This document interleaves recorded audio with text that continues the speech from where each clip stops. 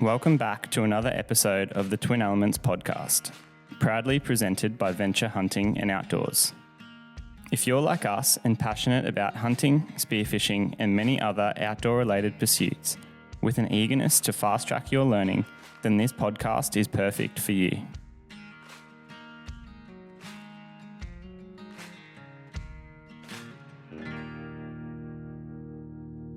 G'day legends, and welcome back to another episode of the Twin Elements podcast. Back through popular demand and an influx of your submitted listener questions, today James and I are going to sit down and tackle some rut-specific questions, heading into what is set to be an adrenaline-filled couple of months in the Australian bush. We've tried to do this a little bit earlier in the year to get people thinking ahead to March and April. Whether it's fallow bucks or red stags, pre-rut, during the rut, or post-rut, many of these lessons can be translated to your hunting. If you have a question following this podcast, please email us at info@twinelements.com.au. Please use the subject line FAQ so we can process those, or simply send either James, myself, or Twin Elements a message on Instagram through our DMs, and we will get back to you as soon as possible. Without further ado, we'll jump into the podcast. Are you in the market for serious boots for all feet, terrain, and adventures? Well, look no further than Lower Boots. We have been running the Lower GTX3s for many years now. I've lost count of how many years and adventures we've had these boots without so much as a blister. They are flexible enough while still being supportive. I run them across multiple land types, whether it's in the Northern Territory floodplains, the mountains of Montana, or the basalt wall country in North Queensland, Australia. The team at Lower have extended their generosity to you, our valued listeners, and supplied us with a unique discount code. Head to their website and let them know we sent you. Use code TWINELEMENTS10 at checkout for 10% off your next order. If you're like me and enjoy trying things before you buy, then head in store to Venture Hunting. They have their Springwood Megastore as well as their smaller store in Hamilton, Victoria. Enjoy the benefits of trying before you buy and get the perfect fit. Wear Lowers on your next hunt. Your feet will thank you for it. Now, before we read today's first FAQ, we're going to play you all an awesome little bit of a voice memo that got sent into the Twin Elements DMs recently. This right here is sort of why James and I do the podcast. It's for all of these little interactions that we get to have with you guys, our valued listeners. So Nathan at Outdoor Nape on Instagram has been a listener to the podcast since day one. And recently he managed his first fallow deer spiker with the bow. And this is what he had to say here. We'll play the audio message. Legend, I want to say a massive thanks to you because I just got a fallow spike just this morning, and I have to credit it to you guys, you and James, your podcast, and also a couple conversations we had maybe like earlier last year. But there was one particular thing I was talking to you about, and you said about the lustfulness, and it really stuck in my head just because like it's a biblical term like lust. And how this played out this morning was a really long stalk. It took about an hour, and I buggered it in the last, I wanted to get well under 40, and when I got there, I buggered it, and the deer kind of knew something was up and started working its way up, and I just stopped, and I remembered what you said about, like, not making it happen. Like, don't get caught up in the lustful, like, those desires, and just, it's bow hunting, like, that happens. And so I literally stopped, and I was like, don't be lustful, like, just let it go, it's all good. And then that just popped in my head. I was like, oh, lustful, it's a young spiker, he might be lustful. And I just went, bleep, bleep, bleep, and he ran straight back in, and then came to 28 yards, and then I pumped him. So, like, I literally had, like, come to terms with it being done. I was like, yep, cool, that's right, don't be lustful, let it go. And then as he's walking up the hill, I'm like, he might be lustful. And I just, give him those doe bleeps, and then he comes running in, and it just worked out. And it's just, it was such a good stalk, such a good hunt. And, like, listening to your guys' podcast, it's, like, helped me to get better and better every time at bow hunting. And like I've shot a few deer now with the bow, but this one I feel like I just put all the things, like did all the 1%ers like you guys say, and it just worked out. Like I'm so chuffed and I'm super grateful. Like I listen to your guys' podcast like daily. I go back and re-listen to all the episodes. So keep it up, man. Like really appreciate your stuff. How good is that? Absolutely love that little message. I listened to it a couple of times, I must be honest, and just the enthusiasm there is truly infectious. So congratulations, Nathan. Awesome job, mate. And thank you very much for the feedback. Again, we really appreciate you sending that in. It's made my day. In addition to Nathan's voice message, he's also submitted another FAQ to get us underway here today on the FAQ podcast. During the fallow rut, are there ever circumstances that you would call to a mature buck? Is calling to a mature buck only going to work on the right day with the right stage of the rut hormones, or would you guys personally just hunt that buck silently? Conversely, if hunting young bucks, do you find calling would affect the ability to call them in later years due to making them wise to a call, similar to foxes? So great question there. A number of things to answer firstly, but similar to what you said in the question, I find that calling to a mature buck is a lot more difficult than a younger buck. Commonly, this is probably the case because they are the ones that seem to have the does. As we said in one of our first ever Twin Elements podcasts when we were talking about fallow deer biology, a mature buck is an animal that's going to set up a scrape and he's going to be very territorial over that scrape. And in fallow deer physiology and rut biology, I guess, the females are actually the ones that go to the buck. So even if you're sitting there out in the bush and you're making the absolute best doe calls, if that buck's sitting on his scrape and he has 10 to 15 does and enough that he thinks, yep, this is a good amount of does for me, he's not going to want to leave that scrape, especially when there's competition around, potentially leave those 15 does to go and get one doe that's out in the bush, no matter how good you sort of sound. And the same goes for that buck. Like he might hear someone rattling antlers and making sort of fighting sounds, around his scrape. But if he's already got a heap of satellites and does with him, it's kind of like, why leave those animals where he's in his vicinity on his scrape that he spent a bit of time building to go and find, these unknown animals that are making noises. So it definitely comes back to me for just really understanding deer behavior, being able to understand the circumstances that are unfolding. So where I do find that there's great circumstances to call to a mature buck is actually when a lot of the time I move in silently, say it's on first light, I try and I'm patterning a buck and I know that he's on a particular scrape on a certain ridge and I can get in there to say 100, 200 yards undetected, sort of at first light, using the, cloak of darkness to allow me to get in undetected. Once I get to about 200, make sure the wind's right. I then wait for enough light to be able to see the does that he has with him. From there, I'm basically treating this as a spot and stalk bow hunt. It's probably, a touch easier in terms of distance with a rifle. Like if you can get to 100 for a lot of guys, that makes for an ethical shot.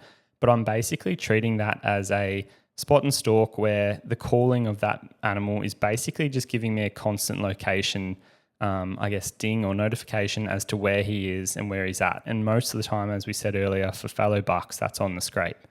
So I'll basically, as a bow hunter, try and get as close to that action and that nucleus of activity on the scrape as possible. And I'll be using, my biggest priority is trying to avoid the eyes, ears, noses of all those does, which might not actually be on the scrape itself, but within close proximity. I'm going to assume that the biggest buck is normally on the scrape in the middle of those does. And then the younger bucks, or the satellite bucks, tend to be orbiting that sort of nucleus and trying to get in and close to the does. And as a bow hunter, for me, the more animals there is, it definitely makes it harder, but it can add to a little bit of confusion and excitement and all these things that you can play on later on. So for me, again, long-winded answer, what I'll try and do is get as close as possible. And if I notice that, the mature buck that I'm trying to take chases, a young spiker or a young buck off the scrape, and he pops over a ridge and he's sort of between me and where he left his does, that might be an opportunity for me if I think he's lost one of those does, or if he's chasing bucks trying to get, them out of the range of where he thinks the doe might be. If you simply let out a few like meow, meow, meow, he might think that there's now a doe that is unaccounted for in the vicinity of those satellite or rival bucks, and that might urge him to come over because he's already off his scrape, round her up, and then take her back to the scrape on his way back. Again, I might do a couple, read his behavior. If he's not interested, then I'll shut right up, because the last thing I want to do is be trying to call to that mature buck and then have young satellites coming in. And if they're not the caliber of animals that I want to take, or if I've got meat in the freezer, it can make it harder, because those young bucks are generally going to come right into where you've called from to within 20 yards most of the time, and then they're going to often circle downwind. And if you get enough animals sort of erupting out of there, you might get away with one young buck. But if does that are spread out start watching all these other animals get a bit spooked and sort of wary to something going on in this ridge, then that's where I think educating young bucks can come into play. Like if every year you go to the same scrape and you start calling to bucks, or if you start rattling, the common one that I've seen is when people over rattle, and they do it, especially when they're rattling a heap. The bucks aren't quite rutty. It's maybe just pre-rut, and they've still got a little bit of senses to them. And you rattle, and a lot of people get impatient, and they sort of want to move too quick. And you've done this really good rattling sequence. You haven't given enough time. And then right as you probably should be sitting there, with everything pre-range, waiting for an animal to come in, you start packing up, and that young buck comes in to say 20, 30, 40, 50 meters, whatever it may be, and they wind you, or they see you packing up. And every time now that they hear rattles, they're going to start associating that as this unknown, figure, person, hunter on a scrape. And if you do that enough, these animals, especially the mature animals, if they've been called to, hundreds of times, tens of times, that's all it takes. And especially when, does, I think, are involved, it's probably less of a, consideration for me as to educating young bucks. But if you're educating the does as to yourself being in the area over the rut, that's when you find that they change their habits, and rather than just feeding and going up a little gully and close to these scrapes, if they move, even if it's a kilometre, then the bucks might not have actually set up scrapes in that area. And that's where they sort of, I guess, the bucks, you might find a mature buck might lock down his does and just be in the most thickest, gnarliest bush. And even then, with a bow, rifle, whatever your weapon of choice may be, getting a clear shot in there, even if they're calling, can be near impossible. So we try and, I guess, to summarize, keep things as quiet on our end as possible, especially with mature bucks during the peak rut, just because we're trying to more use their behavior, their movement, their vocalizations to get in and basically hunt them without any other animals knowing that we're there. The second we start calling is the second that things can change, animals can get a little bit educated, and often it actually complicates the situation. That's, obviously to be said, where if you pre-rut and you're just targeting any, male of the species, a doe call here and there, especially when there are young, frustrated bucks on the periphery looking for a female, a doe call there is going to be super effective, but it's not that mature class of buck most commonly. So thank you very much, Nathan. Love the voice message, and hopefully that answers that question for you.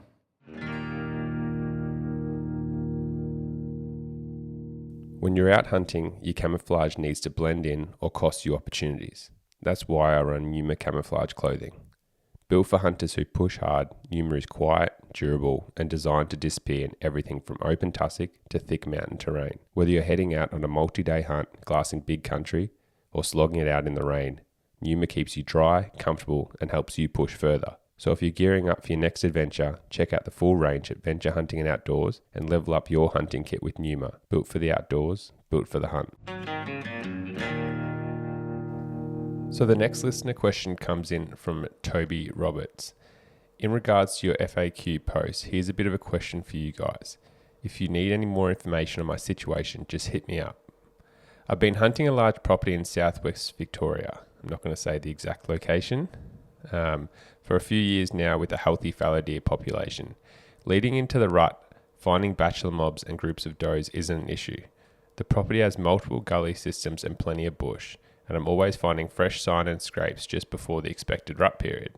However, once the rut actually kicks off and I'm hunting there, it's like the deer completely disappear. Some mornings or afternoons I might see a solitary doe, but that's about it. Then once the rut finishes, they all seem to move back into the area again. I've had successful hunts in the pre and post rut periods, but I'd really like to get amongst it and experience more of the chaos and behaviour of the rut itself. What might be causing this, and how can I improve my chances during the peak rut? Well, mate, as someone who's actually hunted in that area a few years ago now, there is definitely a few fallow kicking about, and I can confidently say that you're probably just in a bit of a unlucky situation here where, as you've obviously figured out for some reason, which known to behold to me, there are periods and places where the fallow deer just move off during the rut, and by the sound of it, your place is one. So my advice actually to you, until the population starts getting bigger in these situations, and I think that population down there probably is a growing population. Until the population gets bigger and really spreads out, and they actually come and just stick around on your place all year, my advice to you, if you want to get amongst the rutting action, there's probably not much more you can do on your place. It would actually be going and trying to find some neighbouring places or even further afield where they are going to be rutting, because fallow deer can move easily, a couple of Ks, 5, even more Ks away to go and rut. It's seen fairly commonly, and equally they obviously then do that return, almost migratory return back to where they're not rutting. And people get fallow deer, and especially red deer as well. Like red deer can travel extremely large distances, where there are not plenty of places there, but there are certain places that I've got good friends where, they won't see a red deer any time outside of March and into April. And then, come the rest of the time, there's absolutely not a sign of red deer, but, 50 rock up on a particular place for the rut. So yeah, if you're not seeing, it's interesting here saying that you're seeing, always seeing fresh sign and scrapes just before the expected rutting period. So if you want to get amongst the rutting action, if you are actually finding scrapes and it's just say in that middle of March area on that place, like if you think getting new access or whatever is going to be quite difficult, what I would probably try and do is maybe do some like early rattling and just see if you can rattle in some bucks there. I don't expect they're probably going to be croaking, but yeah, that's probably going to be the closest thing that you're sadly going to get to rutting on that place. As I said earlier, if the numbers of fallow deer in the area keep growing, sometimes these pockets can fill out and you get overflow where you get actual deer from other places that might come and rut on your place. And then and then you might notice that different bucks rock up post-rut or pre-rut or whatever to when they're actually rutting on the place. But sadly, there's not much you can do. I've had people try with lip blocks and all the rest of it. And yeah, nothing really seems to work. It's just one of these phenomenons that I wish I could explain and understand better. But sadly, yeah, can't. So in summary, it'd be trying to find another place to hunt during the rut, which may necessarily not be that far away, or waiting for the population to grow and hoping that the area fills in with numbers, and also doing some pre-rut rattling. But thank you very much, Toby, for sending in that question, mate, and best of luck down in that part of the world. It is a beautiful area, and hopefully you get onto a few bucks. Our next question has been sent in by Callum McCall, and he says, "Hi Ayden, I have an FAQ. Should I practice shooting with my broadheads I'm going to hunt with, or should I shoot field points that are the same weight? I'm using the Cayuga old school double bevel, and the field points I have are ballistic match the old school broadheads. Love the podcast. Thanks for sharing yours and James's knowledge and breaking the information down. Good luck in America hunting elk." So thank you very much, Callum. We initially answered this question to Callum prior to our America trip, so we did get the information over to him, and now we're just moving it to a specific time, just with people obviously preparing for the rut. We thought this was a relevant question in terms of getting everyone's bow and archery gear ready for the next couple of months of action. So to answer that question, I always, and I want to say that with a lot of emphasis, shoot my bow and sight it in with broadheads once I then ideally have the bow tuned, all these things taken into account, and my broadheads are hitting the target, the dot that I want to shoot, say an inch dot at 10 meters all the way through to 60 meters with broadheads, each arrow perfectly set up the same, consistently being able to shoot with broadheads into the dot. That's when I'll then go to, field points. And even then, what I'll often do at the start of my shooting or the start of a couple of reps is I'll shoot a broadhead first into the target, go, yep, bullseye, cool. And then the next second, third, fourth, fifth, whatever shots you want to take in that little series of shots at, say, 30 meters, I'll shoot with field points. And the reason I do the broadhead first is, one, just to shoot, and I try and treat my practice shooting as even if I've got 5 arrows in the quiver and I intend to shoot them at 30, the first one is the one that counts. That's my bull elk in this example, where, he's at 30 meters, he's just walked out from a tree, I'm at full draw, I've got one shot to make this count, I've got to hit the bullseye. And I try and make my training as realistic as that as possible. And then the second, third, fourth shots are more just me getting reps, feeling good. If I stuffed up the first shot, going, I did that with my grip, or I didn't level the bow out properly. And that's where I use field points. One, just for the longevity of the target, but two, so that, when I'm shooting really, really well, and say I'm shooting 30 meters, I can put 4 or 5 arrows in, a little grouping the size of a tennis ball. And when you're doing that with shaving sharp broadheads or broadheads with bleeders or whatever, you're very quickly going to, one, ruin fletchers, two, ruin your target, all these sorts of things. So all that to say, basically, I go through, I get, if it's a dozen arrows, a dozen broadheads, make sure they're all spinning well, check everything. I have an arrow labeled 1 to 12. I'll go and shoot that arrow once, twice, 3, 4 times, making sure that it's perfectly tuned, coming out of the bow, flying really nicely from, 10 meters all the way out to 60 meters. Once I'm happy with that, I'll basically put them away, make sure that I'm consistently shooting that broadhead first time out of the bow, perfect, and then I'll basically shoot a series of field points after that. If I then go to a place where I'm not on a private property where I'm able to shoot long range and have to go to like a bow club or something, I'm always shooting field points, but at least in the back of my head, I know that they're all tuned to my bow.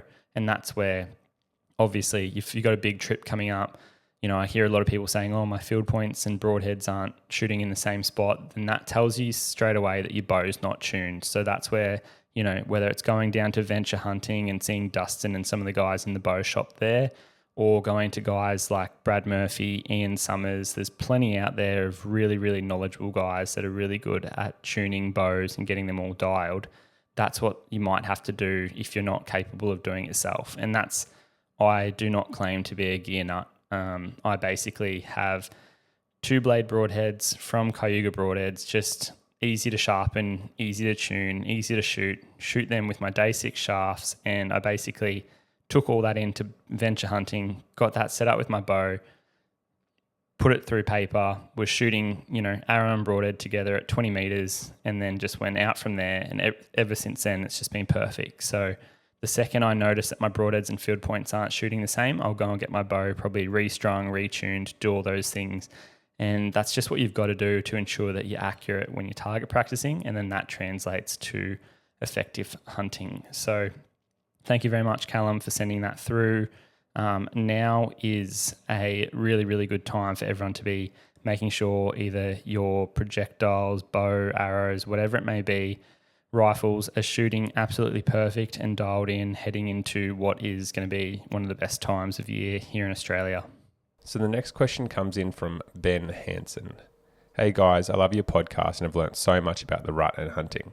I'm writing in regards to what are the first signs that your shot has been successful, e.g. head placement of the animal after being hit, body movements, etc. I'm writing because I took a shot at a fallow buck from 100 meters with a rifle. I ranged the target and waited for him to get in a clear view. He was front on, and being the first buck I had seen, I got excited and rushed it. I took the shot, it felt good, but his body movements didn't really indicate anything. I took the shot and he lowered his head and stood there for a couple of seconds and ran. There was no blood trail or any other indications of a successful shot. Can you guys let me know what a good hit indication looks like when and how they move? Regards, Ben. P.S. Keep up the podcast. We love it. Thanks, Benny. So by the sounds of that, mate, I'm going to say, just from, my outwards observation, I'm going to say you obviously probably missed that one purely just because when emotion's running high, especially if it's, you might see that big buck or it's the first deer or whatever, your first animal, you get excited and the systems that you put in place previously, and you probably, just rushed that shot a little bit. But to actually answer your question, so when it comes to, I'm probably a bit bad on this one in the sense that my bow at the moment, I've had a really great start to the year, which will be next week's podcast, where I've shot, I think 4 foxes now, a doe, a massive goat, and a velvet buck.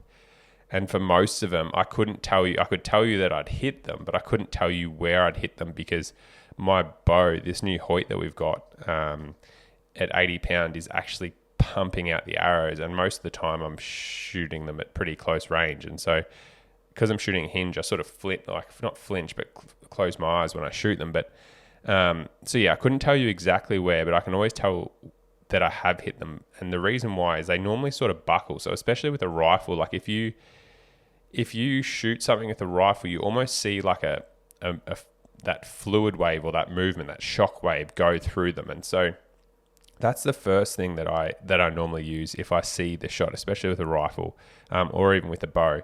The second indication that is just the sound of it. So normally people describe it and like it's something that you get very familiar with after you've, hopefully got a few critters, Benny, but it's the sound of like the thud. So, there's like if you hear I'll go back a little bit to bow and arrow as well.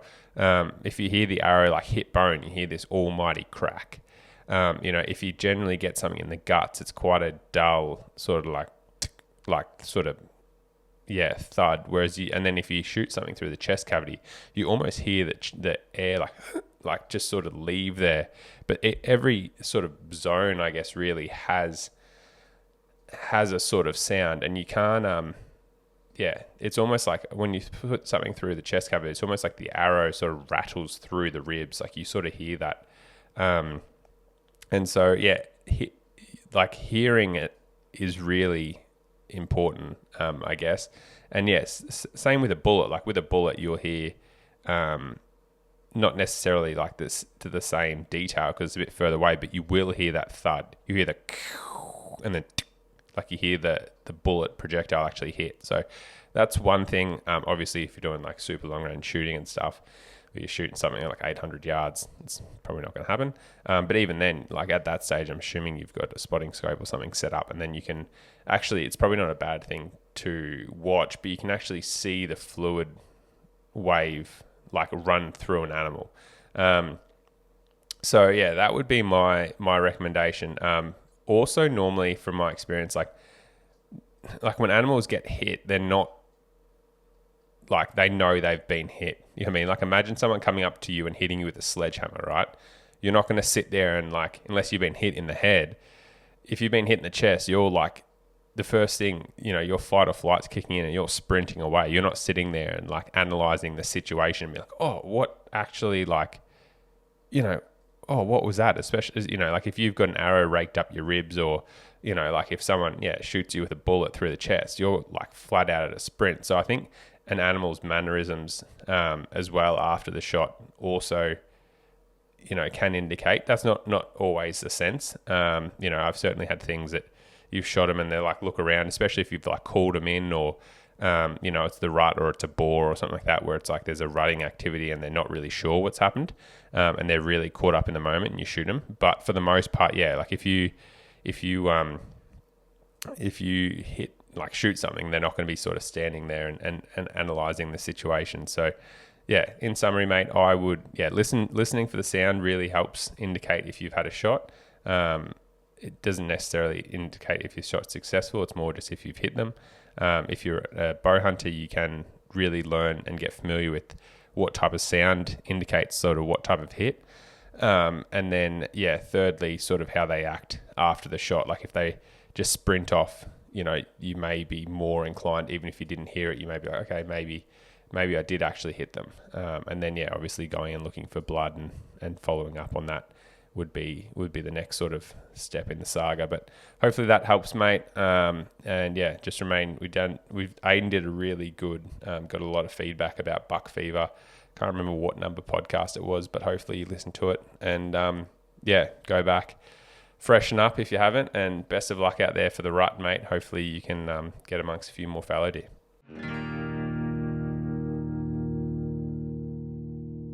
We are proud to introduce Carnivore Collective, supplying some of the best meat processing gear in Australia. If you're a complete hunter who loves the benefit of being responsible for harvesting your own meat, then listen up.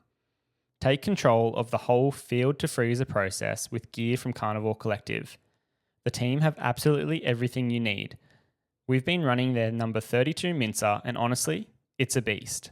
That's it. That's all you need to know. This thing chews through venison, pork, and whatever wild game meat I throw at it. It's the best mincer I've ever used, churning out over 70 kilograms of meat into mince in less than 30 minutes. But the number 32 mincer is just a start. Carnivore Collective also has saws, vacuum sealers, dehydrators, sausage fillers, jerky gear, sausage spice mixers, seasoned rubs, and more. Literally the full end-to-end range for anyone serious about producing high-quality wild game meats at home. And the best part? Carnivore Collective has set up an exclusive offer for you, our listeners. Simply use code TWIN10 at checkout for 10% off your order. If you want to check out their range in person, then Venture Hunting is now stocking Carnivore Collective products in store and online. Alrighty, our next question has been sent in by Stuart Anderson. This was actually an email, which is greatly appreciated. So, hi team, loving all of your content. Quick one. I've found a little gully where red deer move through, down low, and the thermals are all over the place, quite a tight area. If I was to sit around 60 metres away from a game trail in a temporary little hide behind some sort of a tarp or camouflage, hoping that when the thermals blow down towards the game trail, do you think that my scent might be kept within my little hide? Hoping this makes sense, though if I'm hiding in my little tent-like structure, it may reduce my scent from drifting deeper towards the game trail. Appreciate your thoughts, gentlemen, on this one. Regards, Stuart Anderson. So, great little question there. Obviously, this is quite specific to Stuart's hunting environment, but it also does raise a few questions for people, because I get a lot of people, even if they're a little bit older and potentially less able to move long distances in the hills, saying like, what are your thoughts on tree stand hunting or blind hunting? And they definitely have their place, especially if you can pattern animals. It's probably easier on smaller properties where you don't want to go in and just, scent up the area by putting boots to the ground. And it can be really effective if you've got, say a mob of does coming in and a buck on one scrape, being able to set up a blind or a bit of cover nearby and just sit there and rely on patience and basically knowing that those animals are likely to come through an area. And in Stuart's question for this example with the red deer, I think it's definitely worth trying. Again, it's probably not the strategy that I would go to, in all honesty, just because I like personally being able to move and read the situation as it comes to me rather than sort of be a bit of a victim of the scenario that's put before me, if that makes sense. So the way I'll try and explain that is that I would be mindful of a couple of factors if I was to try that. So the obvious pros or good things about this blind is that, it might quite possibly have a bit more wind concealment if you're within a bit of a structure rather than if you're just sitting on the landscape and the wind's able to blow over you quite easily. But I also don't think it's going to have the exact effect that, you think it's going to have. I think personally setting up a blind and taking a tarp in there and trying to move branches and do all that type of stuff is probably going to be more of a hindrance and, elaborate idea than just going in there quietly and trying to read the thermals. And if the thermals are pretty crappy, try and back out of there, especially when you consider some of the cons or the negative aspects of trying to set up a blind. So as I was sort of alluding to when I first said why I probably wouldn't be as keen on this, is that I just think sitting in a blind and being contained to that blind means that you've really got limited movement and ability to move if that animal walks by out of range. So say you can only shoot 30 meters and that's what you've set yourself out. If that animal walks by at 40 and stops and feeds for 10 minutes, it's out of range and you could have moved, say, one step every 10 seconds and been able to take that animal at 30 meters by moving a little bit closer. And that's just an ability that you're going to have if you're not confined to, a permanent structure such as the blind. Again, coming back to the blind and depending on how you're going to set it out, I just think that's going to provide like limited shot angles and restrict, the ability for you to potentially shoot him if he walks through, like if he's in a tight little dark gully or a stag or hinds coming down a tight little gully, there's already enough natural barriers in the terms of branches, trees, limbs, all these different things. So then you being sitting within a blind, say he does walk within 30 meters, and then you're sitting there going, oh, it's not in my window, but he's within range. That would just infuriate me, I think. So I think whilst the idea of, being in that hotspot and trying to be, because obviously this is all hypothetical. Like if the wind's bad and they're smelling you, they're not going to come within range. So I do appreciate the fact that, you're thinking about wind concealment, and that's where, for me, I'd potentially even look into a tree stand or some sort of tree saddle. Just simply getting up higher might allow you to get more shots purely because you might have an improved angle. And two, it actually might, again, it doesn't solve the ability of being able to move or anything like that. But that would probably be my recommendation, other than the fact that personally, I would probably just try and play the wind and only hunt it when the prevailing wind direction and the thermals are matching the direction that you want to hunt. So for example, if you can only hunt this particular little gully on a southeasterly, every time it's a southeasterly, I'd be trying to go there and hunt it.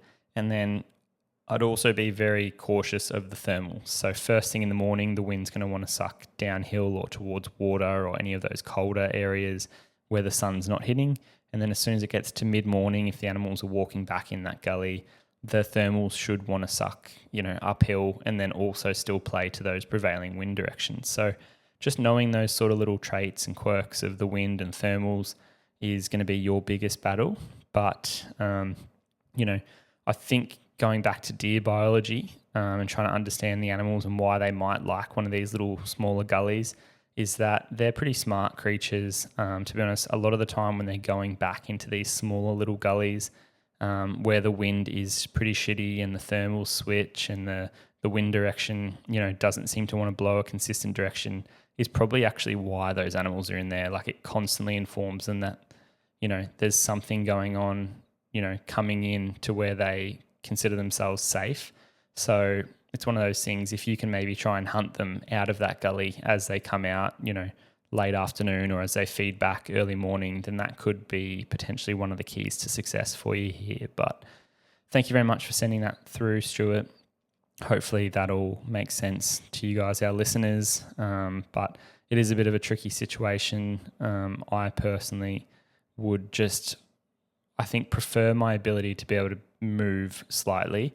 Even if when I say move, it's not like just run through there, but it's like I might take one step, wait 5 minutes, take one step, wait 5 minutes, see that deer is coming into range and be able to move 3 steps to a new game trail and then watch that deer move through. Whereas if I was stuck in the blind, I might not have that ability.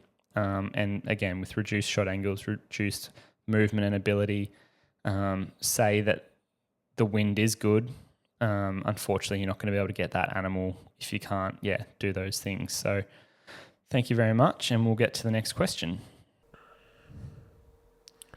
So this next question came in from Colin Gare. I hope I said that right, mate. But g'day, guys. First off, awesome stuff on the podcast recently on fallow and reds. A few things clicked for me listening to that one, especially with stuff I'd seen out and about on my access. Quick question. How do you lads feel about the weather system currently on the East Coast will affect the rut in the New England, especially if it will at all? Will the wet weather change the buck's timing and or behaviour? Cheers, Colin.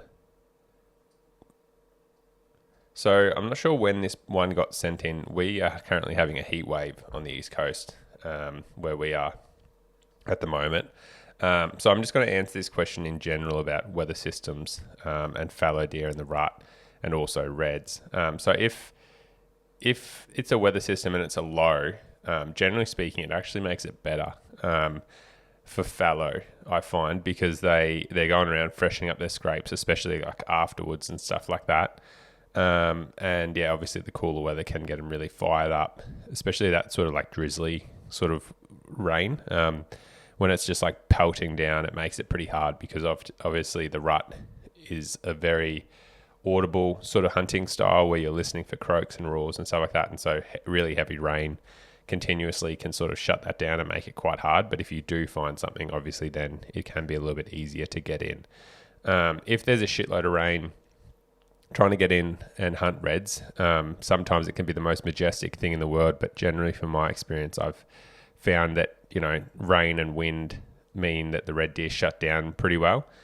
Even during the rut, they'll go and find some pretty thick timber and just sit in there, which then you can't really hear their roars, and it can make it quite hard. But obviously you do have those exceptions and really good days. But yeah, generally the red deer in pretty crappy weather, they sulk, especially wind.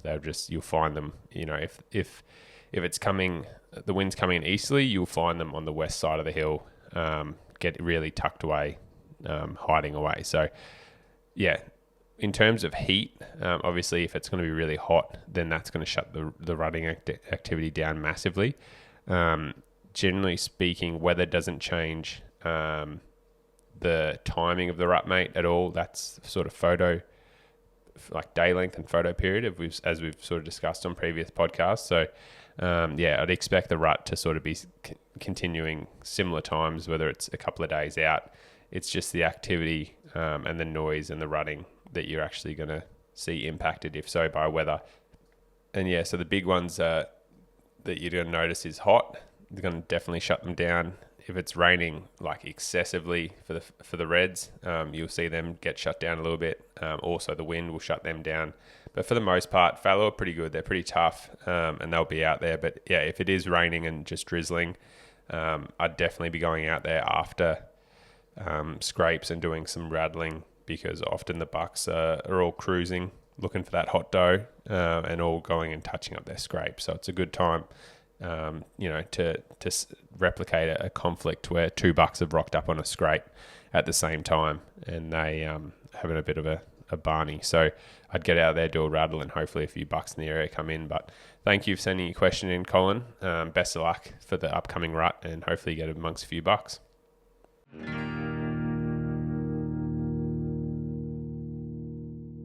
When it comes to broadheads, Cayuga broadheads set the standard.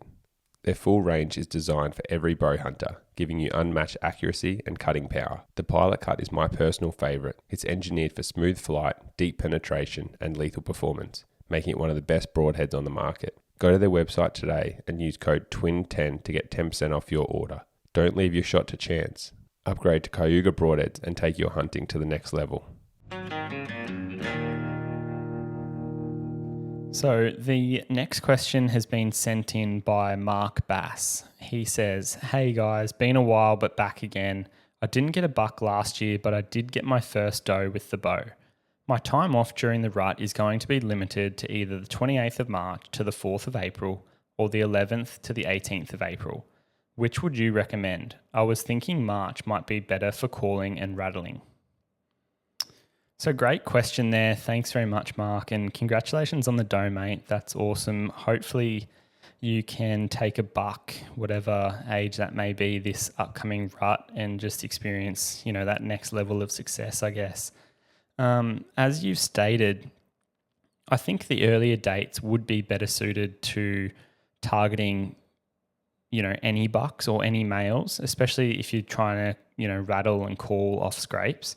That's just my opinion, but I do think that earlier in the rut, if the animals haven't been hunted for a long period of time, you have identified where, the scrapes are. If you can get in there, say, just below them in the dark, if it's, the thermals are still sucking down the hill, or just after, daylight, if by, say, 8, 9 a.m., the thermals are starting to go up the hill because that side of the ridge is getting a bit of sun to it. And you can get in there and, rattle with a good prevailing wind direction in your face. I would just be super, super patient, and something, whether it's a spike or a young buck, is going to walk by. I just think, if you can identify where there's plenty of rubs, a few good scrapes, all that type of stuff, pre-rut, the animals are just starting to get pretty excited, as are we.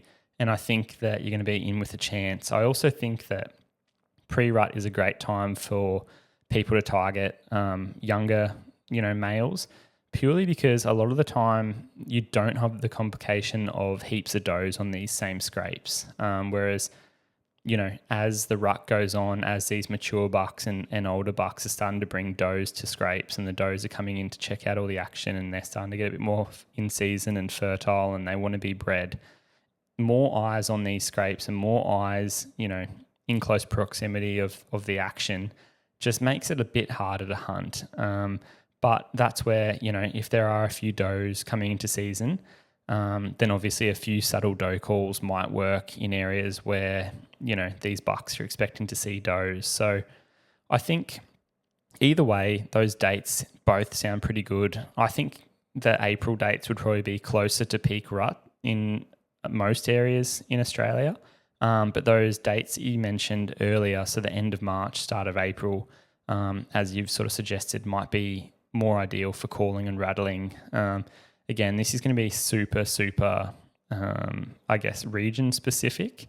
But again, if you're trying to target the peak, mature buck, then, pre-rut, middle of the rut or peak rut, and then post-rut, there's certain strategies that you can adopt. But if you do want to target a buck with calling, and it's just any buck, regardless of age, then I honestly think pre-rut is a really good time, just because, as I've said, they're usually on the move, checking out scrapes, they're rubbing a lot, they're sparring, they're reactive to, any signs of rut. So if they hear, especially when it's early in the rut and it's their first, rattles, maybe just a really light tinkling of antlers might be enough to even get like a bachelor group in. I've had mobs of fallow come in where the bucks are all sort of, they're still mates. They haven't even started fighting yet, but they just hear like a little bit of a clash of antlers, and you might have a couple of young bucks come in.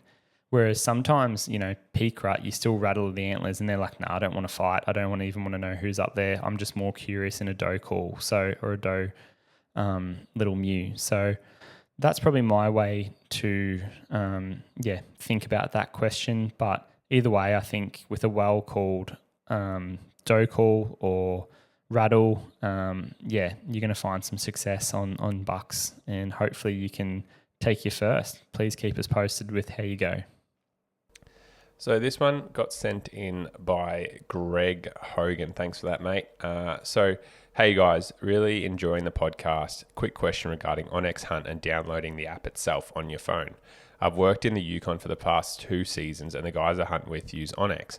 What I found is the app was geographically restricted to US and Canada devices only, so it won't appear in the App Store, and even with a Canadian SIM card, they won't be able to share the app with me. I can log in and do everything on the web version on PC, just can't get the app. Curious how you guys got around that. Cheers, and looking forward to the next episode. Well, mate, I get around that because I'm a little bit of a sneaky bugger, and I've got mates in the US where it takes a little bit of an organising, but what I do is I log into their app store. I love the Onyx app. Obviously use it a lot. Already started scouting this year for a few hunts. I actually found out the other day that I got my first tag, which was a bit of an unexpected tag, which was an Idaho deer tag, which I'm super pumped for. So I've started looking on Onyx for that, and started doing a bit of e-scouting. I log into their app store and get them, which is quite a process. So firstly, obviously, you just need their username and password, but then they need to be sitting there as well, because they're going to get a confirmation text to say, hey, we've got someone trying to log in Australia. Is this correct? So then they've got to give you the code. Then in order to download the app, you've got to get another code now, we found out. And then there was another step, which I can't remember, but it was, the process was quite annoying, but it is doable. And then once it's on there, you've got it on your phone, and then it's really only just, continuously upgrading and, the app itself. So we've had no problems, had that the last 2 years now, and that's sort of how I've done it, just because I got so familiar with using it in the US, and because obviously, it's, in my opinion, the best mapping software on the market. We were coming back to Australia and using other products, which were pretty good, but they just weren't Onyx good. And so I just, had to develop and figure out a way to get around that. They used to have it in the App Store here, but they've now removed it in the Australian App Store. So that's how there's a few guys around that I know that also had it from back in the day, like, we're talking 7 years ago or so, 6-7 years ago, that still have it on their phones. But if you've missed the boat, you need to make some friends in the US and sneak into their App Store and download it. And then hopefully once you've got it on there, it's just a matter of, updating it. Sometimes if they have an update, you've got to go and re-log in and stuff. But for the most part, you can just ignore it and keep it on there. So that's how we get around that, Greg. Hopefully, one of the fellas in the Yukon will let you log in, and then you can get it on your phone down here. So thank you for sending that question in. Hopefully that helps explain a few other people why Ayden and I are still using Onyx whilst in Australia. The next listener question has been sent in by Peter Tipple. I hope I've said that right. Apologies, Peter, if that's not how you say your last name. But he says, "Hey, Ayden, hope you guys had a great weekend. I've got a quick question. What's your go-to for carrying meat in your pack? I know in a game bag, but then what? Do you just put that in your pack?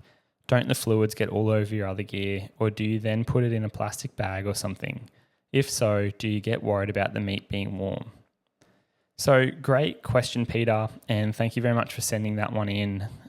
It's honestly perfect time with, a lot of guys and gals intending to go out over the rut and hopefully get some antler and some bone and fill the freezer with meat. So James and I typically run the Agali game bags. We have those that are available in a large animal kit with about 5 bags each, and that fits, pretty much all of our Australian deer species in those 5 bags. Last year, we were successful on numerous red deer stags, which are quite big animals, and we were able to fit, all the quarters, neck meat, eye fillets, back straps, heart, basically every bit of meat that we wanted to consume in those game bags.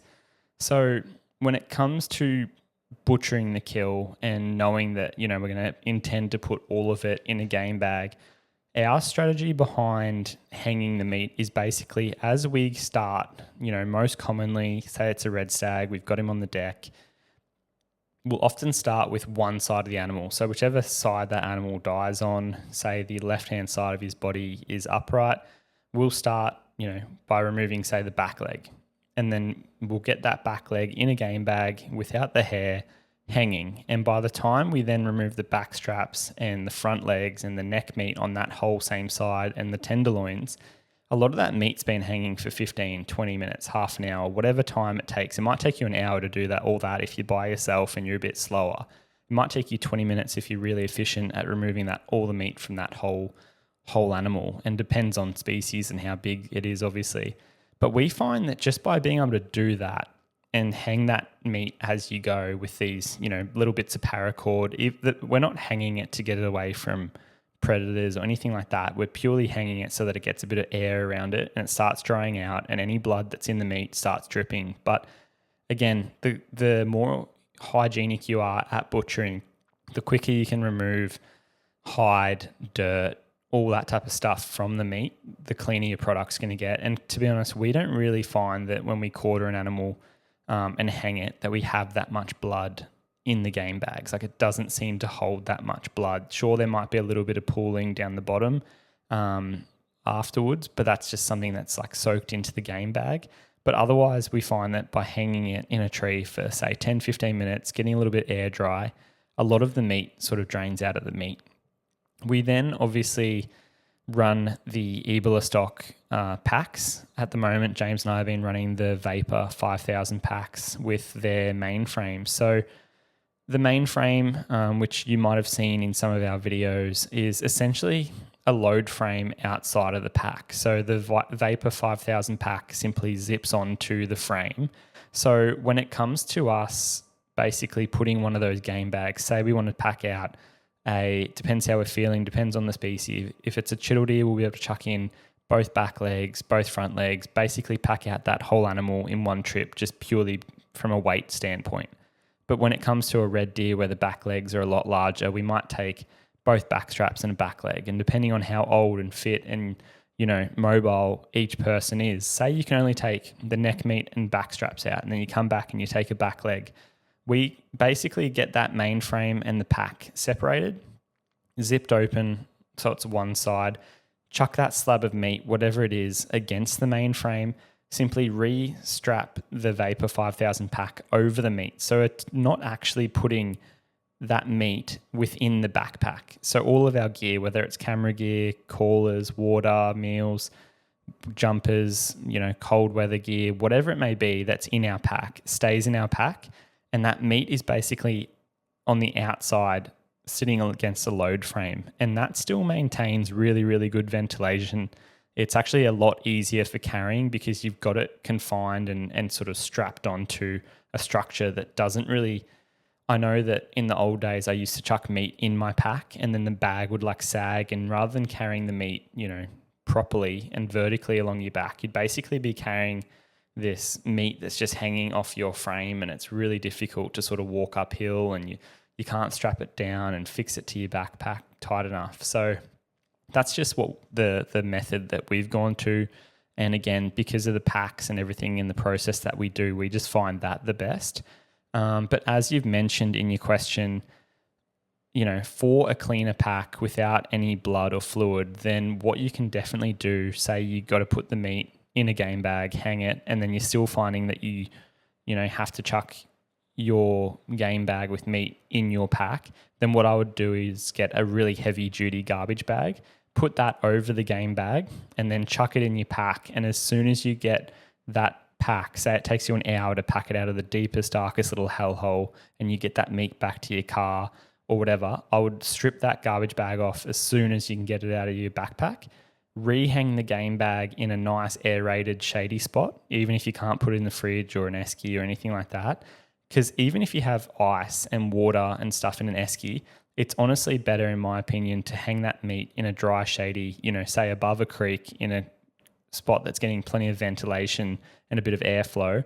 And what you'll find is that game bag, yes, it might have sweated a little bit whilst being in your garbage bag in your pack, but as soon as you get that garbage bag off and you can allow it to breathe, the game bags, especially if you go and invest in some good ones like the Agali game bags, are just going to allow that meat to air dry really, really well. And once it gets a bit of a crust and that sort of drier rind on it, it cools down really, really nicely. Then you obviously go back, get all the meat out, do all your trips. And once you've got it all hanging, all, out of garbage bags, ideally hanging nice, dry and ventilated, if you're in the bush for a bit more time, then what I would do, and if you've got the ability to hang it without chucking it in like an esky, is maybe go and even debone it so that that meat is away from any areas, especially like the ball joint on the back legs. Like if you can go and remove, the femur from that back leg and get all the meat separated into different cuts and hanging, in little game bags or something like that, or even chuck them in an esky once they're air dried, you're just going to have a lot better meat product when you take it home to the family. The same thing goes, say you do have ice in an esky or a Yeti and you chuck all that meat in there, that's all fine as long as it's really, really cold. But what I would do is, you notice that often if you leave it overnight or if you chuck warm meat into an esky or a Yeti, even though it's got ice, that ice melts fairly quickly. So what I would do is just drain it as readily as possible. Like as soon as you see any of that sort of bloody tinged water accumulating down the bottom of the esky or the Yeti, then just make sure you drain it, because that's what's going to be holding, all of those bacteria. Blood has bacteria, and that's just what's going to be contributing to hot, sweaty, humid meat. So basically with meat care, we're aiming for dry and cool. So hopefully those questions are answered and that little tip sort of helps you out. But definitely investing in good quality gear and then having a really strong process as to, all right, an animal's on the deck. How do I go about getting this meat removed from the hot, now, dead carcass, hanging in a tree, taken in my backpack back to camp, cooling back at camp, and then out of the bush back home is really, really important. But if you need any follow-up questions, then please feel free to shoot those through. Thanks very much, Peter, and good luck this rut. Irongate Knives are an Australian-owned and operated small business. They specialise in quality handmade knives. Whether it's a hunting knife, filleting knife, cleaver, or custom creation, get in touch with the team today and they will take care of you. Sign up to their email list for up-to-date news relating to their weekly knife drops. It's a first-in, first-served system, so be quick. We have just got our hands on a few knives from their range and they are super impressive. They make epic gifts for a friend or loved one and will last generations. It's not often that you can say that a tool will outlast its owner, but that's a fact when talking about quality blades. Check out Irongate Knives today by visiting irongateknives.com. So this next one's been sent in from Dales Outdoors. Hey guys, is it common to see fallow deer bachelor mobs staying in their rutting grounds? A property I have access to in the Hunter Valley has a productive rut and activity went quiet early May. Now I have just started to see mobs of bucks on the same property in late June. Any input would be great. Thanks. So yeah, there's two things that can happen, sort of going off the back of the previous question I answered earlier. So you can get, I've had both scenarios. So you can get bucks that, looking at the life cycle of or going through the year, I guess, and this buck's life cycle, you can have periods where a buck will grow its velvet out on a place, literally rub its, velvet off and walk, 500 meters, start making scrapes, ruts there, stays there post-rut, and you're hunting the same bucks all year round. So I've had that on places for sure. Generally speaking, they're places where the feed's pretty good, but not restricted to that. And yeah, I've seen the same bucks and I've hunted the same bucks all year round. Other circumstances that I've also had is when you've got, bucks that will grow out there. And this is just from my observations and obviously filming deer and stuff helps. And it wasn't a very big, there wasn't high numbers of deer. So it was pretty easy to work out what bucks were what, especially in that higher end of maturity. But yeah, so with trial cameras and filming, I was able to work out that I had bucks that were growing out there during, sort of October, November, December, Jan, Feb, that would then rub out and then they would leave. And then new bucks would come in March, April. And then May was a bit of a mix-up. And then the same bucks would come back sort of June, July, August to then grow up their velvet again. So essentially you had this switch up, which... so you had bucks growing out there and then bucks moving off to rut somewhere else and then new bucks coming in to rut in that same location, if that makes sense. So they just did a bit of a switch. And then the bucks would come back and grow their velvet out there, bachelor up after the rut again.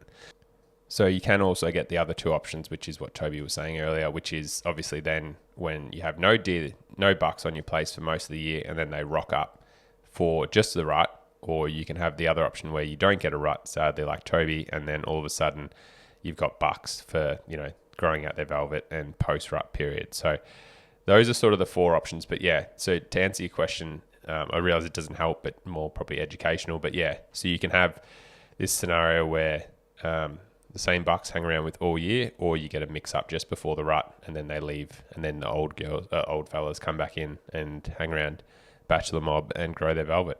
So... yeah. The fact that you got deer, though, that's the main one, that you can hunt all year round, which is great. The next question has been sent in by Sebastian from Vandelay Industries. I believe this was sent in through Facebook. So thank you very much, Sebastian. He says, "Hi guys, I've been enjoying the podcast. Keep up the good work. I rifle hunt for fallow. What is the best way to hunt fallow deer during the day? He's got not early morning or late afternoon outside of the rut. Is hunting the middle of the day the most likely way to find them bedded? Thanks, Sebastian." So really good question. And this question, honestly, I think we try to answer it to a degree when we did a podcast last year when we first kicked off the Twin Elements podcast, and James and I jumped into a few strategies to implement when the fallow deer or red deer just aren't calling and we're experiencing what we call a, I guess, silent or quiet rut or, raw behavior or period. So what we like to do is, to be honest, this sort of, whilst it's not ideal, this is how we hunt a lot of other species. And one of the biggest things I would say is purely just be out there on the mountain or on the hill or on the flats, wherever you're hunting here in Australia for fallow deer. I would just say, if you can get to a spot where you know deer are in the area, say you did hear them in the morning and they were rutting on a ridge and that action went quiet, but you can't seem to find them. If it's for fallow deer, then a lot of the time those bucks are actually going to be on the scrape bedded. And the does, might be down in the gully a little bit further away. So the sort of middle of the day can actually be a pretty good time, because often the prevailing wind is most consistent during the middle of the day towards the early afternoon. And then also the thermals are most consistent. So say that buck's, on his scrape 3/4 away up a ridge, and you can get a good breeze in your face, and knowing that those thermals are sucking up the mountain, what I would do is get the wind in my face and come in from the top of the ridge, do a big circle around the top of the ridge, down to where you think that scrape might be. And again, you don't need to know exactly where it is with a coordinate as to where that scrape is. But if you know that there's some good game trails on that ridge leading towards it, and you just go one step at a time, almost how I used to hunt sambar deer in Victoria, and basically just go one step glass, one step glass, one step glass, and you do that for hours at a time, it can be a really, really effective way of finding animals. When they're least expecting it, they're not moving, so you're theoretically the only one, there's no rush. There's no, I've spotted a fallow buck and he's moving over the ridge and away out of my life. It's if you spot that animal, they are in a super susceptible stalking position, because in theory, they aren't doing anything for the next 40 minutes, hour, 2 hours, as long as they're bedded. Sure, they might get up and rebed, but you just watch them and there's no rush. So basically, if you can be super quiet, again, what helps there is just walking on a game trail at the right height on a ridge.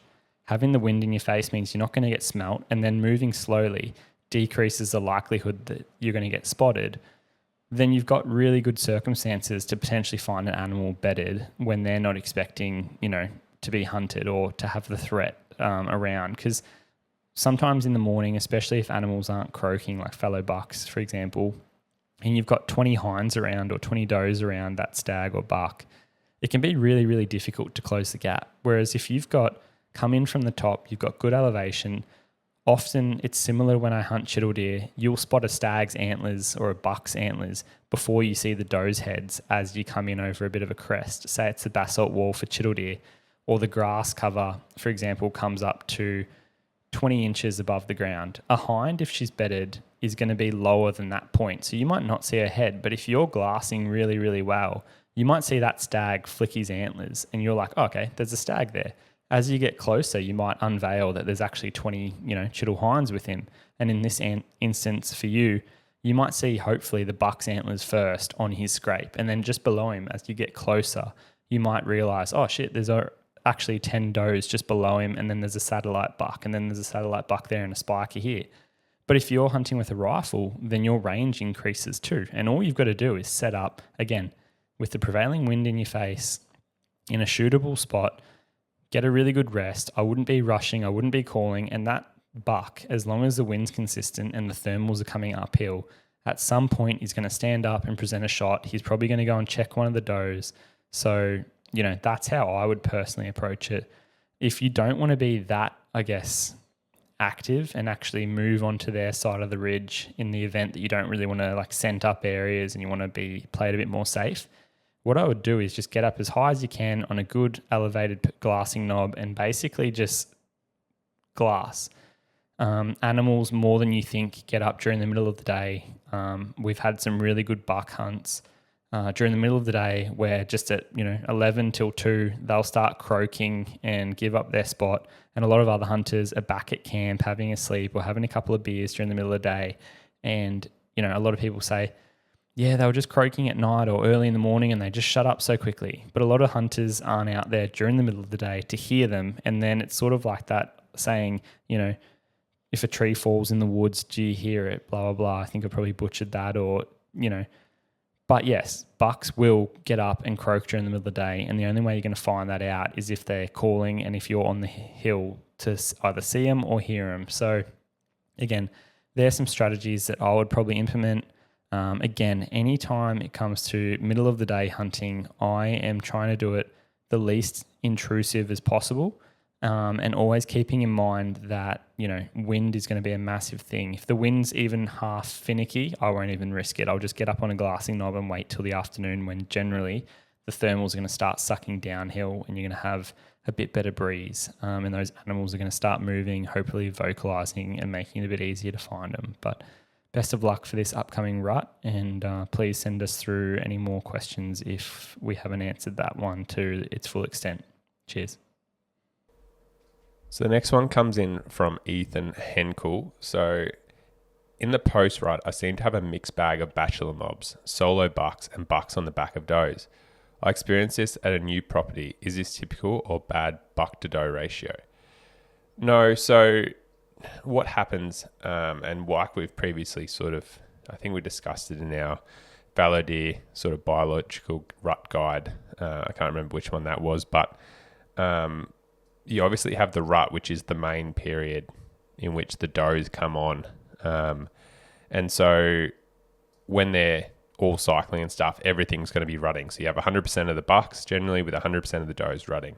And what happens is as those does get bred, so just say you make it to May and 95% of those does have been bred, but 5% of those does that didn't get bred in sort of March, April and into early May, they still may come on and cycle. So that's when, you hear guys with big fallow deer numbers and stuff where, you hear rutting when I say rutting, I mean like croaking in, May, even into late June. And so that can happen generally because you might have like a yearling fawn that was born late and she hasn't grown out and started cycling when she should have sort of earlier in the year. And so she's had nutritionally, she may have been delayed because just say her mum got shot by a hunter or something like that.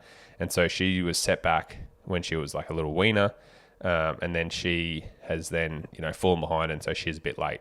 Equally, you could have, you might have a doe that had twins, for example, that was nutritionally held back because she was rearing two fawns. She wasn't in the best condition.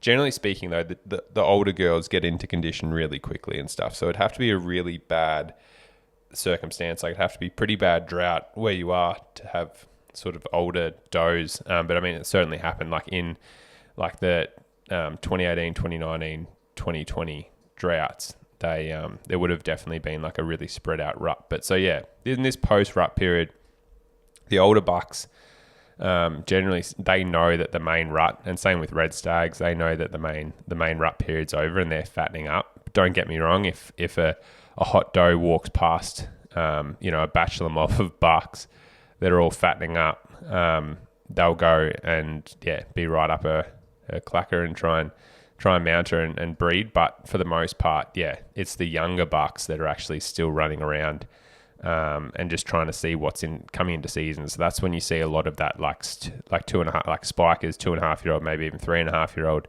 bucks that are, they're still touching up the trees. They're still making scrapes and stuff like that. Sometimes you go in there in June and you almost feel like there's more activity and rubs and scrapes and stuff going on then. And there's almost, people talk about this like second rut period. And often that's, just the young fellas running around and the late does and yearlings coming on. You can certainly pick up some rutting activity, especially in high deer numbers in May and June.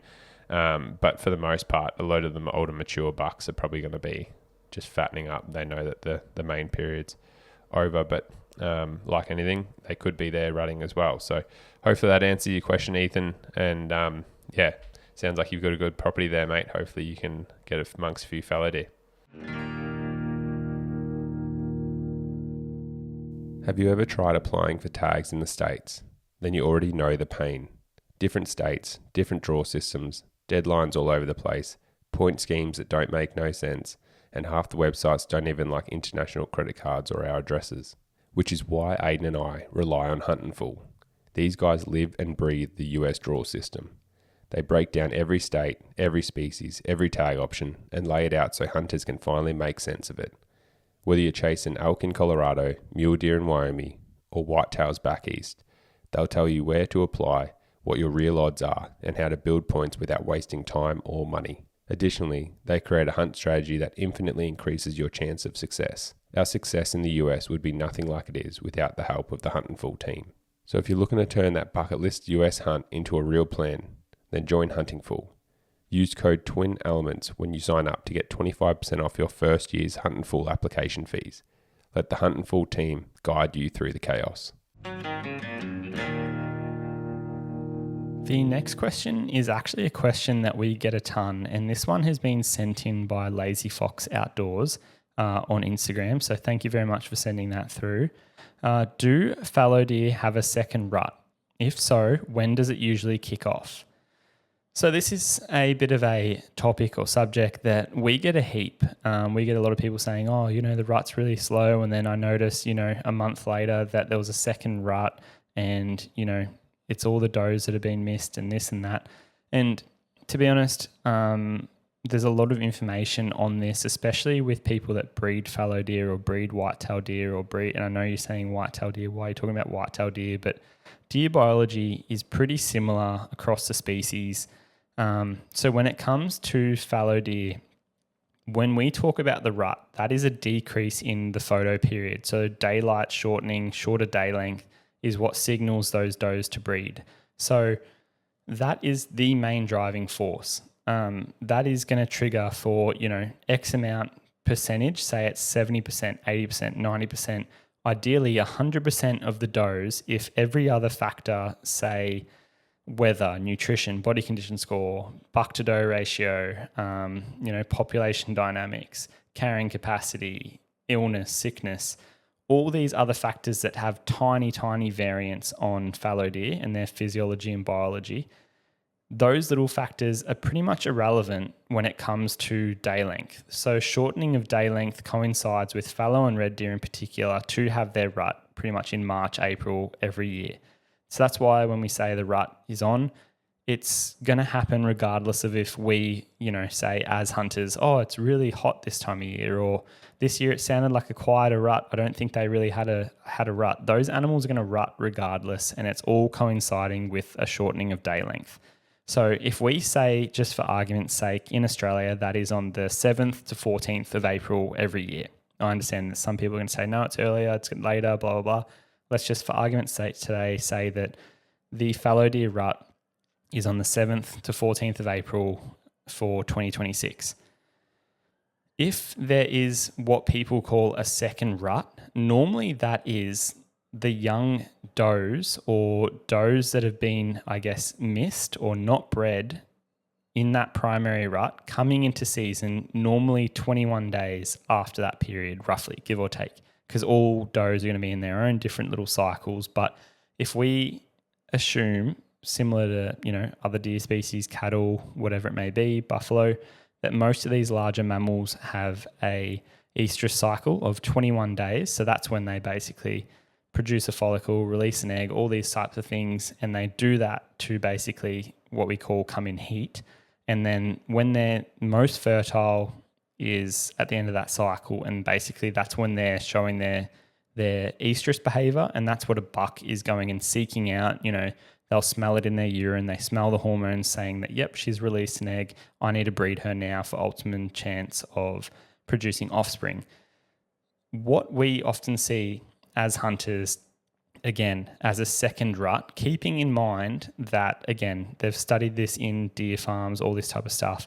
Nature is very, very good at, being fertile. Fallow deer, fallow does, if many of the factors are sort of just, let's just say normal, it's somewhere like 80% of does will get bred in the first rut period, so April 7th to 14th, and 80% of those will be pregnant and not need a secondary service. say of those, all those does, that 20% come back in season in 21 days because they've released an egg. For whatever reason, the egg wasn't, fertilized by a male's sperm, then that could be because, one, that doe may have not even cycled. So she may have been in really, really poor body condition. Taking it back to, if an animal is too skinny or sick or something like that to release an egg, she might need an extra couple of days of nutrition, blah, blah, blah, to get into season. And then thus, that's what hunters are often saying, I can hear a buck croaking in May. I think they're having a second rut. And a buck might croak in May for one young female that's come into season, because some of these young does might actually basically hit an age where they're now physiologically ready for pregnancy. So they might cycle outside of the rut. And that's most commonly seen in either older females that are in poorer body conditions, say they had a big wiener on them and maybe gave birth, later in the year compared to all of their, females in the population, or a really young female that wasn't quite old enough and mature enough to breed at the peak rut. And then as the year's gone on, they've put a bit more condition on, they've come into season, and that's normally what you see as delayed. And those animals will often have their fawns later, again, giving the fact that fallow deer normally have about 7 months gestation. So most of the does, as we said, for them, want to have one rut, get bred all at the same time, so they have fawns 7 months later at the same time. They avoid predation as a big group of, fawns hitting the ground at the same time, and then they all wean them at the same time and all get in season the same time. So again, great question from Lazy Fox Outdoors. Hopefully that gives you guys a bit of an explanation around that. So they don't typically have a fallow deer rut, would be the answer for, in short.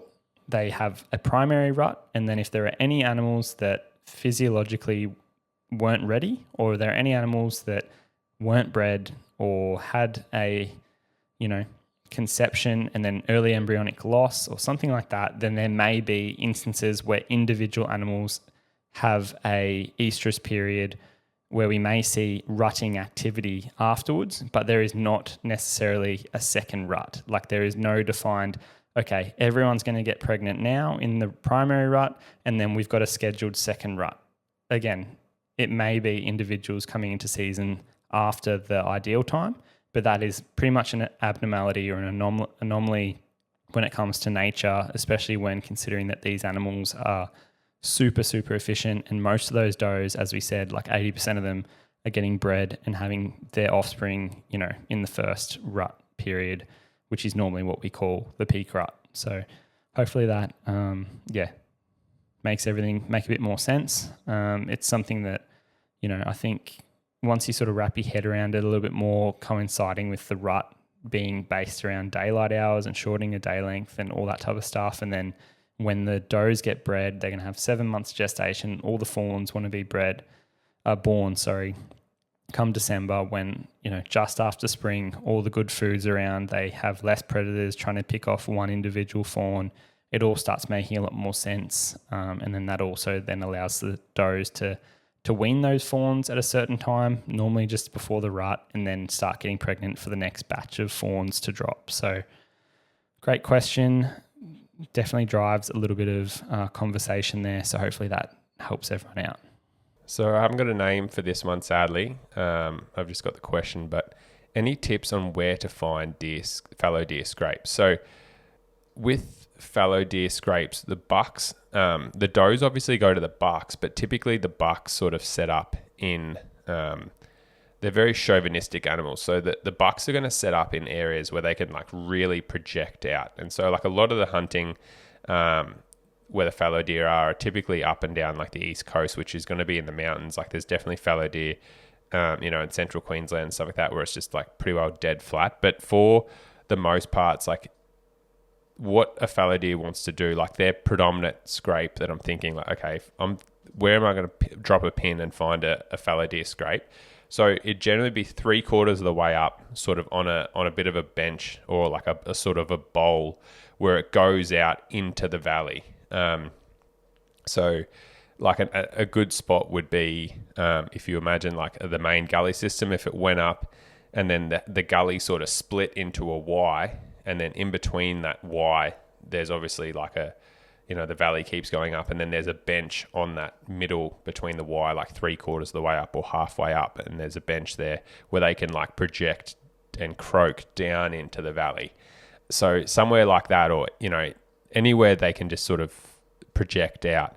Generally, they want to be in spots too that are pretty close to the doe's natural movements and behaviors. So they know, this is where Stacey and Cindy and Lucy and whoever else go down, and they get a feed down in the creek or down on a crop or whatever, or improved pasture, and then they're going to travel up through this corridor here, and then they're going to bed up in these thick little bushes here. So they know where the does are going to be moving, and they want to set up on those travel routes and travel corridors. So generally you'll find that the bucks, they don't just stay up on the top of the hill. Like unless there's really high numbers, I should say, so if there's really good numbers, a buck may just stay, because obviously the does go to the buck. So if there's really good numbers, a buck may just stay at the top of the hill and croak his ass off and just sit on a scrape. But for the most part, if the numbers are sort of lower to moderate, he may move with the does. So when it's like feeding time, he'll almost create like a harem where he'll go down and they'll be feeding in improved pasture, and he'll be croaking down there. Then as they transition up the hill, he'll transition with them, and he may be croaking along the way, and different scrapes and stuff. And then you hear the phrase like rub lines and stuff like that, where you'll see where, and most of the time it's like a pretty clear, because fallow deer obviously like excavate and destroy all the saplings within sight on good block. So you'll see where they've rubbed, one tree, scrape, and then it's another tree, scrape. And then, because that's the thing, like as the rut goes on, they're traveling these travel corridors, especially when they're setting up these scrape lines and stuff. So travel corridors are really good, and I find that sort of 3/4 of the way up a ridge on that game trail that I generally sort of walk most of the time when I'm hunting, the bucks are going to be walking that height and that level too, because it's just the easiest level to sort of contour your way around the mountains with. Once you're at that elevation, you can cover a lot of country, but it's not necessarily difficult. Whereas if you're dropping down and going up and down into the valley floor and up the other side, not to say they don't do that, but it just takes a lot more energy. It's a lot more strenuous. So it is a lot easier just sort of like making your way around the rim almost. And then especially, croaking out from there, projecting yourself out, hopefully get the does to come to you. So, just think, like to answer the question, just think fallow bucks are chauvinistic. If I was a deer, where could I stand and scream at the top of my lungs and get the best projection? And that's sort of the place that you want to be looking. And then the second thing I'd be thinking about is, okay, well, where do I know that the deer already feed, travel through, and bed? And then those are the places that I'd also be looking. And normally you find those crossover points, and that's where you'll find where the scrapes are going to be at. So hopefully that answers your question, mate. And best of luck finding a few scrapes and getting amongst the action this rut.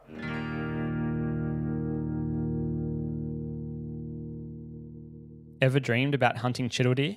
Well, you need to know about spotted safaris. Embark on an unforgettable journey with our fully guided chital deer hunts, catering to both rifle and bow hunters. Spotted Safaris is conducted in the heart of the Basalt Wall region, North Queensland, Australia. We specialise in catering to all experience and fitness levels of our clients, providing trophy chital stag hunts as well as beginner-focused adventures and meat hunts.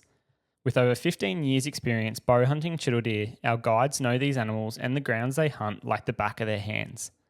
With opportunities to also hunt infamous basalt boars, experience spectacular wildlife viewing and stunning scenery whilst on tour, there really is something for everyone at Spotted Safaris. Inquire today by emailing spottedsafaris@hotmail.com or simply jump online, find them on Instagram or Facebook and send them a DM to start the conversation today. A dream chital stag hunt is closer than you might think.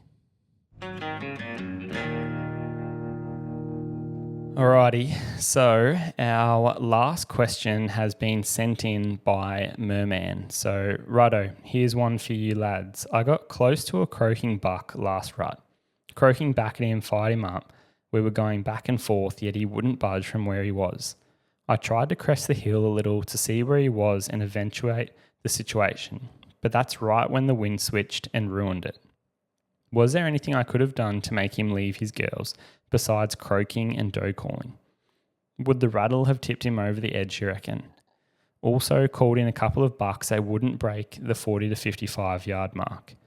One possibly saw my movement, but I know the others definitely didn't. Is it just too early in the rut where they do that type of thing, or is it just the luck of the draw? So thanks very much, firstly, for the question, Merman. In the first part of your question or submission, you mentioned croaking at the buck and him not budging from where he was croaking from. And that's perfect. Like, that's actually very, very normal. And that, to be honest, matches their biology and what fallow sort of do, if that makes sense. So because a fallow buck typically croak, it's not actually to croak at other bucks. It's not really like red stags, for example, will roar at each other, and that's a male generally saying to another male, do not come over here, I'm going to bash you. Whereas with fallow deer, their biology is they croak to try and attract does to their presence. So I'm sure them croaking and strutting on a scrape, gives a certain perspective to other bucks, like, oh shit, I better not go up there, that's his territory. But it's not, his goal isn't actually to attract or call other bucks to his scrape. He's basically calling to say, hey ladies, I'm your man, come up here, I'm going to breed you. So, that's very much based around fallow bucks and scrapes being territorial. They want to bring girls to their scrape, to their location. Whereas, as I said, red deer are mobile sort of creatures. They will walk a ridgeline calling to other males saying, don't come up here, this is my whole ridgeline. And that's basically all based on their different, biology. So all that to say that, in my opinion, when you were croaking to that buck, you were basically another buck saying that, you stay over there, I'll stay over here. You have your spot on the ridge, I'll have my spot on the ridge. Let's keep it that way. We're both happy. We've both potentially got does. That's sort of my interpretation of why I think that buck wouldn't budge. If you let out a doe call, it might have been a different scenario. Like, he might have gone, oh, there's a doe over there. And if he doesn't have does, he might go there. But the fact that you're just two mates, it's almost like shit analogy incoming for you guys that listen and know that I love an analogy. It's like two blokes on a Sunday morning starting up their lawnmowers and just saying, oh, hey, Roger, how you going? Have a good day, mate. Yep, cool. You're mowing your lawn, I'm mowing my lawn. Sweet, have a good day. That's basically what you're saying there. Whereas you cranking up your lawnmower to the missus is like, holy shit, Merman's cranking up the lawnmower. He's such a good husband. He's doing all the right things. That turns me on. Whereas to your mate across the road, he's like, oh, yep, you're mowing your lawn, I'm mowing my lawn. Cool, you mow your lawn, I'll mow my lawn. That's about the extent of it. So in that scenario, what I would have personally done, rather than call at him, if that buck is calling, as you've said, and he's croaking pretty well, and I'm assuming it's probably early morning or, in the afternoon or whatever, I would have actually done a really big loop, got the wind right from whatever direction it was coming, and then I would have also considered the thermals. So if it's early in the morning, I'd come in from below. If it's, mid-morning and the thermals might be a bit switchy, I'd get the wind in my face and I'd probably come in level with him on the ridge or the mountain. And then if it's, later in the day, say mid-morning and the thermals are going up, I'd get the wind in my face and then come in from above, dropping down onto him. So having done all of that, trying to get the wind right and thermals right as best as possible, what I would do if that buck's croaking continuously, I would basically just shut my lips, not talk to him at all. Like, why introduce the thought that he's now going to be, careful of some incoming, other deer basically, or hunter, telling, him that, hey, I'm coming in, I'm now at 100, I'm at 80, I'm at 70, where are you? I would basically shut right up, let him croak continuously, especially if he's doing it on his own, say every minute, 2 minutes, 5 minutes, 10 minutes, whatever that interval is. That should be enough for you to go, okay, yep, he's in front of me 300 meters away. You use the next 5 minutes between when he croaks next to cut the distance, looking out for hinds, satellites, obviously him, obviously his scrape. But say you've now cut the distance 150 meters over that 5 minutes and haven't heard a croak, and then he croaks, and then he's now 150 meters in front of you. You're like, perfect, he's still in the same spot.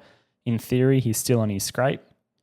I only have to go, if I'm hunting with a rifle, say another 50 meters to get a nice ethical shot on him if I can lay eyes on him and have a good background, whatever it may be. So that's sort of my interpretation and my thoughts in that scenario. He's likely just sitting on a scrape that he's built trying to get the girls to come into him. So if he's calling and telling you where he is, again, even if it's 10 minutes, half an hour, and you can get a rough idea of where he is, I'd much rather that than, as I said, letting him know where you are. And the biggest thing is, even if you find that, 10 minutes has gone by, he's not doing anything, and if you let out a croak, he croaks back, I'd definitely do that. Just to get that, oh, yep, he is still there. He's about 150 meters below me, particularly if the vegetation's thick or whatever. But what I would really be doing is watching out for the girls as you approach, because the more you vocalize, the more chance there is of those girls that are likely going to be around him, around his scrape if he's a dominant buck. You're basically going to be alerting those girls that someone else is coming to the area. They're not as ruddy as the bucks. They're going up there to be bred, but most importantly, they're going up there to survive and make sure that, they're around for the longevity and the future.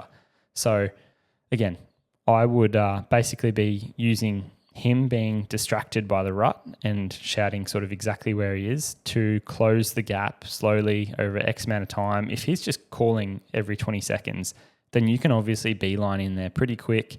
Once you've got a visualization, hopefully he's got no girls, because then that makes it even easier. You might even be able to slip into range and just hit him with a doe call. And if he's got no girls there, he might run straight in being like, oh shit, there's finally a girl coming.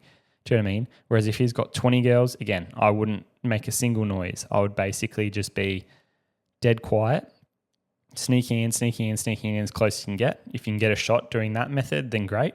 If, say, for example, you get in to 50 meters, you don't quite have a shot, and that buck's really, really active on his scrape, he's croaking, because often they'll croak at the does, as we said earlier. But if there's a satellite buck that keeps coming in trying to steal his does, he's going to keep croaking, saying, no, girls, stay with me, stay with me, stay with me. So yes, the presence of other bucks will get them to croak more, but they're not calling to the bucks as such. They're more calling to the girls, saying, no, stay with me, stay with me. And just by doing that, I would be waiting for one of those bucks to slip in too close. That buck that you're trying to shoot, the dominant buck, race off the scrape, and then you might be able to sneak in 5 meters, 10 meters closer while all the girls and bucks run down the hill 20 meters. And then as they come back up to the scrape, because that's where they're going to want to rut and be bred, and the buck's going to want to breed his does and keep his does, you might now be at 45 or 40 with the shot. And that's just how this little intricate game of cat and mouse generally goes, especially for bow hunting, when you do have to do it a lot closer.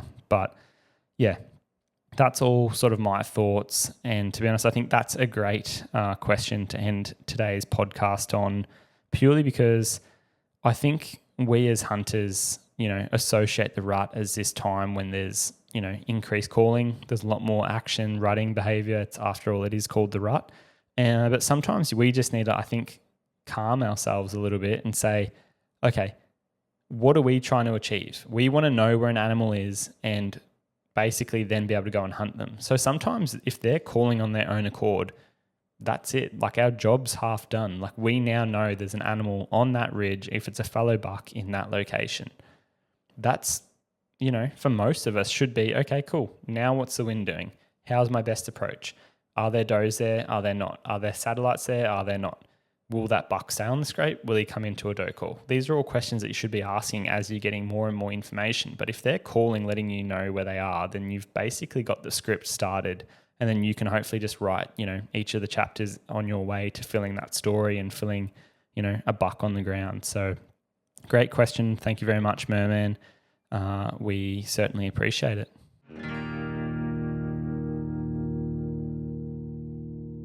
I have personally used Hoyt bows for over 20 years now.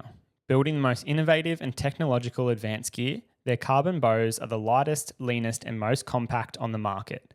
Quite frankly, I treat mine like hell, throwing them around, banging them on rocks and scrub whilst on the hunt. Time and time again, it has performed when I've needed it most. I'm currently running the Carbon RX9 with 80-pound limbs. Even at that weight, it's easy to draw and throw absolute darts. This past year, I've been shooting the best I've ever shot, and a lot of that comes from my confidence in Hoyt. Get serious, get Hoyt. Head to their website to check them out today, or for our Australian listeners, head in store to Venture Hunting and Outdoors. The team not only stock Hoyt, but also have tons of other important archery equipment hanging from their walls. Mention Twin Elements and they will look after you. Alrighty, everyone, that wraps up today's podcast. As you are hearing this, if you're listening right as this podcast drops, then you will have the opportunity to join James and I this coming weekend at the Venture Hunting and Outdoors event. James and I are attending and running a Bowhunting The Rut event. It's basically a mimic of what we did last year and had massive success with the Rut Ready event. It turns out that last year was a great turnout. We had heaps of Australian hunters and outdoorsmen representing the community. And this year we are basically heading down there on the 29th of January. We will be airing our 2025 Bowhunting The Rut cinematic film. So it's a short film highlight version of the 2025 red deer and fallow deer rut for us, and has some intense, incredible footage, you name it. We've got roaring red deer stags, croaking fallow bucks, and some spectacular wildlife and scenery that you have all come to expect from us and the productions that we do here at Twin Elements. So as I said, we will be doing this screening the night of Thursday, 29th of January, in the evening. I think it kicks off from about 6 p.m. just after close of normal business hours. After that, we will be doing a live question and answer discussion where James and I give you guys, real world advice and tips and tactics on how we would tackle your specific hunting questions or scenarios. So as always with these sort of events, numbers are limited. There are 150 spaces available. And I believe even by the time this podcast launches, that may very well be done and dusted. So please head to the Venture Hunting website, look up the Bowhunting The Rut event, and secure your spot today by registering again at Venture Hunting and Outdoors.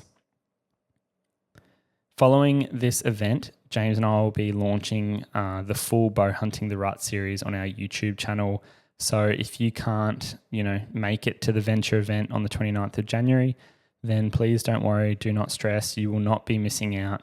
We will be kicking off the series with this very same cinematic film on the 11th of February, 2026. And that's going to be an epic 9-part series, Bowhunting The Rut. As I said, we're hunting red deer stags. I managed to take my personal best at the time, and then a couple of days later or weeks later I take an even better, more mature red deer stag, and James gets in there with the action, taking some boars, billies. Dad even comes along for one of the episodes. So please make sure that you all continue to like, comment and subscribe to our Twin Elements YouTube channel. We are trying to get to 25k subs in the next month or two, and we honestly think that with this new influx of cinematic pieces that it is well on the way to becoming a reality. Next, please check out our website. We have stories over there. We've got vlogs, recipes with food, throwing it way back to the Hungry Hunter days. There are photos from all of our hunts and adventures. Plus, we have put in a mountain of work to get up over 40 epic prints for sale on the website. There's some stunning shots of wildlife, scenery, and moments from the wild. So please check those out. They directly support James and I here at Twin Elements and make what we do more affordable, as well as more realistic. Obviously, with some of these hunts and things that we do costing a lot of money for airfares, all of that, sales directly go back into allowing us to do these endeavors. Lastly, Please continue to subscribe, review, and rate this podcast. If you have any topics that you want discussed, please email them through to us at info@twinelements.com.au, or simply want to get in touch with us, ask us a question, please send us a message to our socials. We will get back to you on there. Thank you, legends. We will see you next week on the Twin Elements podcast. Take care.